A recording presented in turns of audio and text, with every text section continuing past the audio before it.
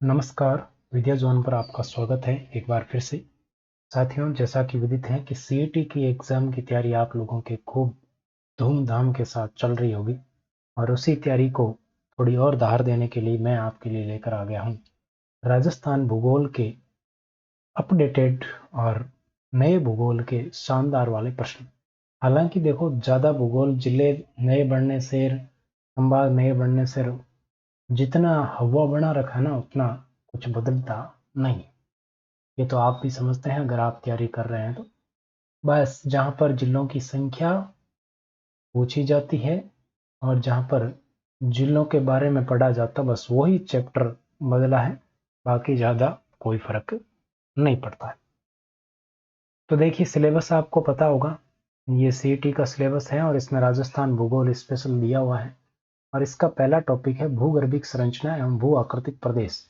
इसका सीधा सीधा मतलब होता है राजस्थान के भौतिक प्रदेश, उनकी उत्पत्ति कैसे हुई, वो किसके अवशेष हैं, किसके भाग हैं, क्या उनका क्षेत्रफल है, कौन किससे क्या कैसे संबंधित हैं, ये सारी चीजें यहाँ पर पढ़ी जाती हैं। तो ये पहले टॉपिक के प्रश्न आपके सामने है। ये इसकी पहली क्लास है, इसकी एक क्लास और आएगी अभी। ठीक है, अगर इस क्लास को आप पूरा देखते हैं और एंजॉय करते हैं और इसको महत्व देते हैं तो एक क्लास और आपके ये इस पहले टॉपिक की आने वाली है।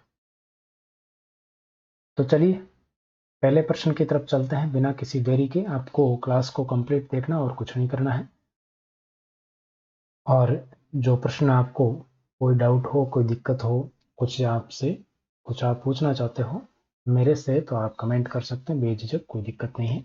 पहला प्रश्न आपके सामने है, संरचनात्मक दृष्टि से राजस्थान के जो भौतिक स्वरूप है वो भारत के किन उच्चावच प्रदेशों का हिस्सा है?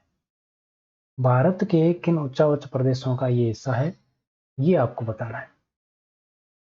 तो यहाँ पर अगर बात करें तो उत्तरी पर्वतीय प्रदेश, उत्तरी वृत्त मैदान, तटीय मैदान, प्रायद्वीपीय पठार, उत्तरी पर्वतीय प्रदेश, प्रायद्वीपीय पठार, उत्तरी वृत्त मैदान, प्रायद्वीपीय पठार, बहुत सारे ऑप्शन यहाँ पर दे रखे हैं। तो भारत के जो उच्चावच हैं उनके कौन से उच्चावचों का भाग है? तो भारत के उच्चावच आता है, एक तो उत्तरी वृत्त मैदान और एक आपके प्रायद्वीपीय पठार। इन दो के आपको ध्यान में रखना नाम, और चौथा ऑप्शन आपका बिल्कुल करेक्ट हो जाएगा। राजस्थान का भौतिक स्वरूप है, इन दो का हिस्सा है, एक तो उत्तरी वृत्त मैदान का हिस्सा है और एक प्रायद्वीपीय पठार का हिस्सा। ठीक है, आगे बढ़ते हैं। अगला प्रश्न है, निम्न में से शुष्क मरुस्थल प्रदेश। तो राजस्थान में शुष्क मरुस्थल प्रदेश के बारे में आपने पढ़ा होगा, जिसके अंदर एक क्षेत्र आता है बालू का स्तूप मुक्त। कौन सा है? बालू का स्तूप मुक्त क्षेत्र है और एक है बालू का स्तूप युक्त क्षेत्र। तो इन दो क्षेत्रों के बारे में यहाँ पर बताना है कि कौन कितने प्रतिशत है। तो आपको पता होगा कि मुक्त वाला है वो क्या है, थोड़ा कम है। सबसे पहले तो ये ध्यान होना चाहिए, तो बालू का स्तूप मुक्त प्रदेश है वो कम है शुष्क मरुस्थल प्रदेश में। ठीक है, मरुस्थल प्रदेश के भी दो भाग हैं, शुष्क और अर्ध शुष्क, ये भी ध्यान रखना। शुष्क की बात यहाँ पर की जा रही है, उसमें भी बालू का स्तूप मुक्त और युक्त की बात की जा रही है। अब युक्त वाला क्या है, थोड़ा ज्यादा है। तो देखो, पहले मुक्त पूछा है तो ऑप्शन में देखो पहले कम वाला कौन सा है। इसमें पहले कम है और इसमें पहले कम है, इसमें भी पहले कम है। एक ऑप्शन यहाँ पर कट गया है जिसमें पहले वाला ज्यादा बता रखा है। अब आपको एक तरफ का याद होना चाहिए, मुक्त वाला याद कर लो चाहे युक्त वाला याद कर लो, एक याद कर लो, दोनों की जरूरत नहीं। एक याद कर लो। तो बालू का स्तूप मुक्त की अगर बात करें तो वो कितना है, 41.50% है। तो पहला ऑप्शन आपका बिल्कुल करेक्ट होगा। कैसे करेक्ट होगा? अब दूसरा याद नहीं है तो क्या करें भैया, कोई भी चीज है अपने आप में 100% होती है, 100% में 41.50 है, ये कम कर लो, ये आपके इधर आ जाएगा 58.50। तो कुल मिलाकर यहाँ पर 100% भी होना चाहिए। ठीक है, पहला ऑप्शन करेक्ट हो जाएगा। अगला देखो, थार के मरुस्थल में किस प्रकार की चट्टानों के जीवाश्म खनिज पाए जाते हैं? थार मरुस्थल में जीवाश्म मिलते हैं। आपने देखा होगा। वहाँ पर आकलोड फॉसिल पार्क भी है थार के मस्त, तो वहाँ पर जीवाश्म मिलते हैं। तो किस प्रकार की चट्टानों से जीवाश्म प्राप्त हो रहे हैं, तो यहाँ पर आपको ध्यान रखना चट्टानें कौन सी पाई जाती हैं, तो यहाँ पर अवसादी चट्टानें पाई जाती हैं। कौन सी? अवसादी चट्टानें पाई जाती। ठीक है, अगला प्रश्न देखिए, राजस्थान के भौतिक स्वरूप के संबंध में कौन सा या कौन से कथन सत्य नहीं है? नहीं का विशेष ध्यान रखना। आजकल तो पेपर में भी हाईलाइट करके आता है नहीं, फिर भी आपको ध्यान रखना है, नहीं की तरह सोचना है। इसमें क्या है कि सत्य नहीं पूछा। ठीक है, तो पहला कथन क्या है, पश्चिमी बालू का मैदान तैतीस सागर का अवशेष है। जो पश्चिम का बालू का मैदान है वो किसका अवशेष है? तैतीस सागर का अवशेष है। बिल्कुल सही बात है। फिर है, पश्चिमी मरुस्थलीय प्रदेश की उत्पत्ति प्लीस्टोसीन काल में हुई है। ये भी सही है।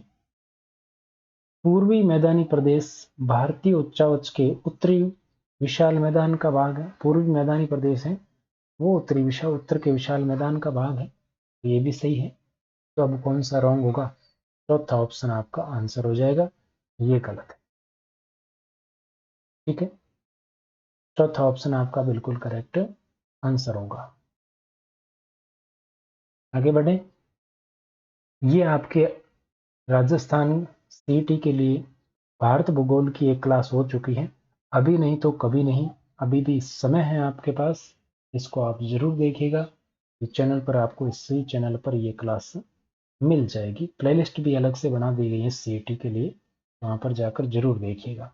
करंट अफेयर भी क्लास हो चुकी है, तो वो भी देखिएगा। भारतीय इतिहास की क्लास भी हुई है, उसको भी देखिएगा। आगे बढ़ते हैं। निम्न में से कौन सा दर्रा हाड़ौती के पठार में स्थित नहीं? कौन सा दर्रा है वो हाड़ौती के पठार में स्थित नहीं है? हाड़ौती का पठार कौन सा है आपको पता है? वो आपको देखना है कौन सा है हाड़ौती के पठार में स्थित नहीं। तो कौन कौन सा स्थित है ये देख लो। लाखेरी दर्रा, रामगढ़ खटगढ़, जैतावास दर्रा, ये तीनों के तीनों हाड़ौती में आते हैं, बूंदी वाले क्षेत्र में आते हैं। तो कौन सा रह गया? सोमेश्वर दर्रा। सोमेश्वर दर्रा है वो हाड़ौती के पठार में स्थित नहीं है। इसकी भी अगर आप, अब तो देखो समय नहीं है तो आप एमसीक्यू जो करवा रहे हैं वो ही देखिएगा, बाकी इसकी डिटेल क्लास भी आपको चैनल पर मिल जाएगी। निम्न में से गोंडवाना लैंड का भाग कौन सा है? गोंडवाना लैंड का भाग कौन सा है? पहला है अरावली पर्वतीय प्रदेश, दक्षिण पूर्वी हाड़ौती का पठार। तो ये दोनों ही क्या है? गोंडवाना लैंड के भाग हैं।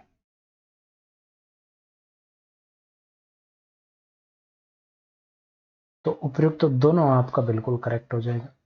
पश्चिमी मरुस्थलीय प्रदेश इसका भाग नहीं है। ये किसका है? टेथिस सागर का। आगे बढ़ते हैं। अंतः अस्पष्ट अधर प्रवाह तंत्र। अंतः अधर प्रवाह नहीं पूछा है, अंतः अस्पष्ट अधर प्रवाह तंत्र पूछा है।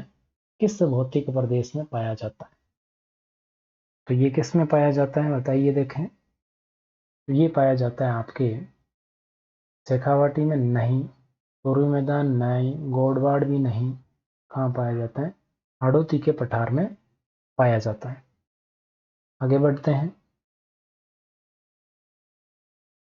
निम्न में से कौन सा भाग प्रोफेसर वीसी मिश्रा के वर्गीकरण का भाग नहीं है? यानी कि वीसी मिश्रा के द्वारा जो राजस्थान का वर्गीकरण किया गया उसमें कौन सा भाग शामिल नहीं है?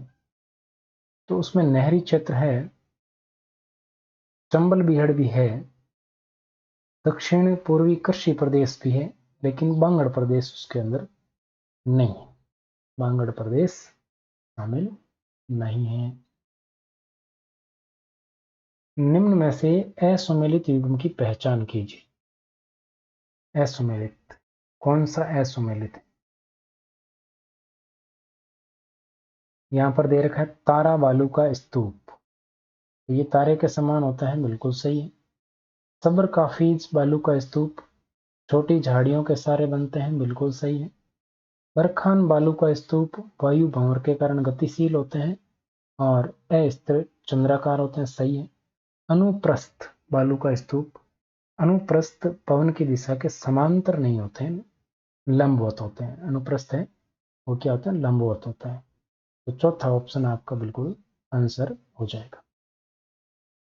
अगला प्रश्न देखिए, अरावली की ऊंचाई घटती है। अरावली की ऊंचाई किधर से किधर जाने पर घटती है? तो यहाँ पर वैसे नहीं दे रखा है उत्तर पूर्व से दक्षिण पश्चिम, ऐसा नहीं है।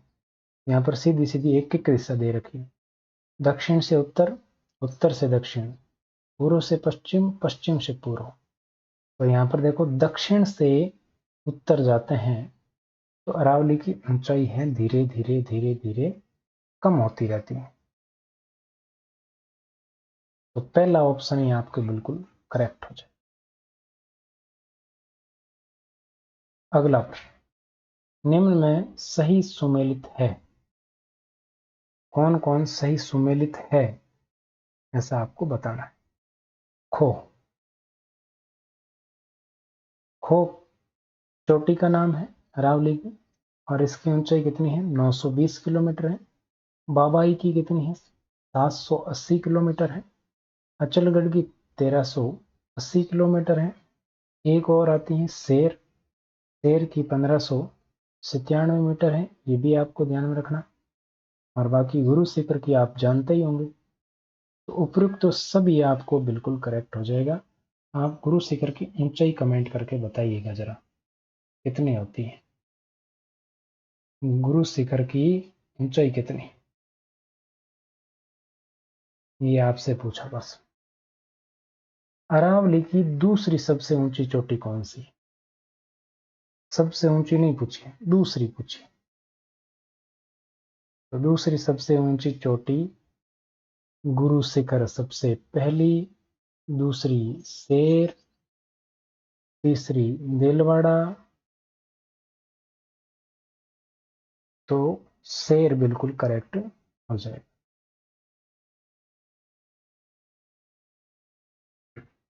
पवन की दिशा के समकोण पर बनने वाले बालू का स्तूप को क्या कहा जाता है? पवन की दिशा के समकोण यानी कि लंबवत बनेगा, लंबवत बनेगा उसको क्या कहेंगे, अनुप्रस्थ बालू का स्तूप कहेंगे। अभी पढ़ के आए, अनुप्रस्थ बालू का स्तूप कहा जाता है। अगला प्रश्न, ये क्लास भी आप जरूर देखिएगा।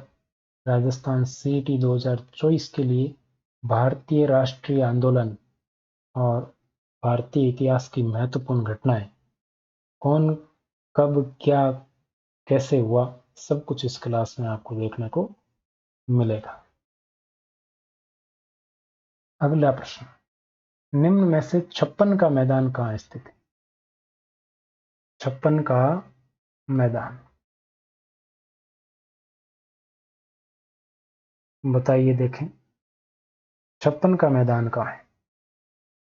तो कहां पर स्थित है, बांसवाड़ा प्रतापगढ़।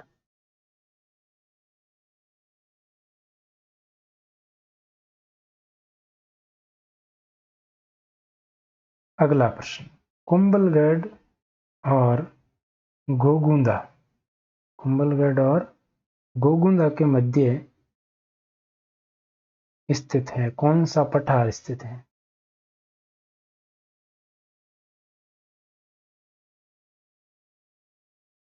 बताइए देखें। तो यहां पर बिल्कुल करेक्ट हो जाएगा बोराट का पठार। कौन सा पठार है, बोराट का पठार। निम्न में से उत्तरी अरावली में स्थित नहीं है, कौन सी चोटी है जो उत्तरी अरावली में स्थित नहीं है? तो लीलागढ़ आपके बिल्कुल करेक्ट आंसर हो, उत्तरी अरावली का भाग नहीं। अगला प्रश्न, थार के मरुस्थल में स्थित बालू का स्तूप का प्रकार है। थार के मरुस्थल में स्थित बालू का स्तूप का प्रकार है। बरखान भी पाए जाते हैं, तारा, पैराबोलिक, तीनों ही पाए जाते हैं। उपयुक्त तो सभी आपका आंसर हो जाएगा। जुरासिक युग की चट्टानें राजस्थान के किन जिलों में पाई जाती हैं? जुरासिक युग की चट्टानें किन जिलों में पाई जाती हैं, ये आपको बताना है। तो ये पाई जाती हैं जैसलमेर, बाड़मेर में। कहाँ पर? जैसलमेर, बाड़मेर में पाई जाती। अगला प्रश्न, हरिमोहन सक्सेना, इनको एच.एम. सक्सेना भी लिखा जाता है, कितने भौतिक प्रदेश हैं राजस्थान में इनके अनुसार? तो आपको पता ही है, 4 हैं। 4 भौतिक प्रदेश यहाँ पर बांटे गए हैं। कौन कौन सा? पश्चिमी मरुस्थलीय प्रदेश, दूसरा अरावली प्रदेश, तीसरा पूर्वी मैदान, और चौथा हाड़ौती का पठार या पठारी प्रदेश। ये 4 भाग हैं।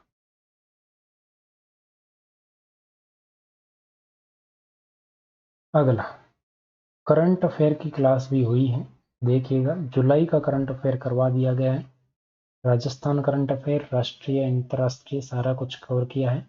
और ये क्लास रामबाण आपके लिए साबित होने वाली सीईटी के लिए, क्योंकि ये लेटेस्ट करंट अफेयर यही है।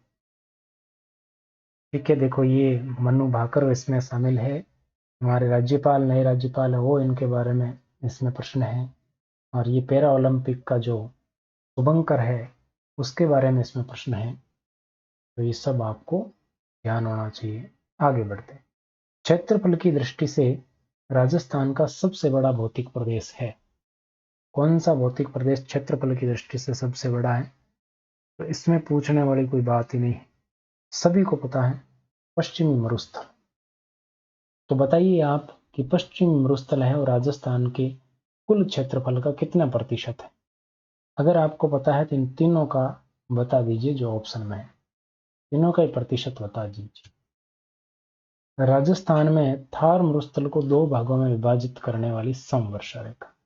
अगर आपसे पूछे कि राजस्थान को 2 भागों में विभाजित करने वाली, तो 50 सेमी। ये किसको करती हैं? राजस्थान को 2 भागों में विभाजित करती है 50 सेमी समवर्षा रेखा। 75 इसके बाद में आएगी। तो राजस्थान के 2 भाग हो गए, जिसके एक तरफ अरावली है, एक तरफ आपके मरुस्थल है। अब मरुस्थल को क्या करना है? 2 भागों में बांटना है। तो कौन बांटेगा? 25 सेमी समवर्षा रेखा। तीसरा ऑप्शन आपका बिल्कुल करेक्ट हो जाएगा। अगला है, राजस्थान में न्यूनतम जनसंख्या घनत्व वाला भौतिक प्रदेश कौन सा? जहां पर जनसंख्या का घनत्व कम है, प्रति 1000 किलोमीटर में रहने वाले लोगों की संख्या कम है, ये आपको बताना। तो ऐसा कहाँ है? थार मरुस्थल में। थार मरुस्थल में लोग बहुत दूर दूर बैठे हैं, तो 1000 मीटर के अंदर आने वाले या 1 किलोमीटर के अंदर आने वाले लोग हैं वो कम ही होंगे। अगला, थार मरुस्थल के संदर्भ में सत्य कथन बताना आपको। अब की बार सत्य कथन पूछा। तो राजस्थान के कुल क्षेत्रफल का 61.11% भाग पर थार मरुस्थल का विस्तार है। देखो ये एक तो इसने बता ही दिया प्रश्न में, बाकी क्या आप बता दीजिए कितने कितने प्रतिशत है। ये बिल्कुल सही है। यह रेतीली मृदा वाला प्रदेश है, बिल्कुल सही है। उपयुक्त दोनों बिल्कुल सही है। तीसरा ऑप्शन हो जाएगा सर्वाधिक वर्षा वाला प्रदेश, नहीं, तीसरा ऑप्शन बिल्कुल करेक्ट होगा। अगला प्रश्न है, राजस्थान के कुल क्षेत्रफल के कितने प्रतिशत भाग पर अरावली प्रदेश का विस्तार है? देखो ये भी पूछ लिया, बता दिया यहाँ पर। तो यहाँ पर अब आपके पास 2 ही बचे हैं, मैदान और हाड़ौती का पठार। तो लगभग 9% के आसपास है अरावली प्रदेश का विस्तार। अगला प्रश्न, राजस्थान में लाठी सीरीज कहाँ स्थित है? लाठी सीरीज, तो लाठी सीरीज की अगर बात करें तो ये पोखरण से मोहनगढ़ के बीच में है स्थित, ये आपको पता होगा। अब बताइए आज के अंतिम प्रश्न का उत्तर, जो कि है भौगोलिक संरचना के आधार पर पूर्वी राजस्थान का भाग नहीं। कौन सा पूर्वी राजस्थान का भाग नहीं है, ये आपको बताना। तो पूर्वी राजस्थान में चंबल बेसिन पड़ते हैं, बनास बेसिन पड़ते हैं, माही बेसिन पड़ते हैं, लेकिन लूणी घग्गर बेसिन ये आपके पश्चिमी राजस्थान का है। लूणी और घग्गर दोनों पश्चिमी राजस्थान की है। तो चौथा ऑप्शन बिल्कुल करेक्ट होगा। आज के लिए बस इतना ही। अगर इस क्लास को आप महत्व देते हो तो अगली क्लास भी और ज़्यादा प्रश्नों के साथ और ज़्यादा महत्वपूर्ण कंटेंट के साथ आने वाली है। अन्यथा दूसरी क्लास ना भी आए, कोई पता नहीं। तो टेलीग्राम पर नहीं जुड़े तो जुड़ सकते हैं, लिंक आपके सामने और डिस्क्रिप्शन में भी मिल जाएगा। और जितने भी बीच में मैंने क्लासों के बारे में बताया उन्हें ज़रूर देखिएगा। Thank you so much.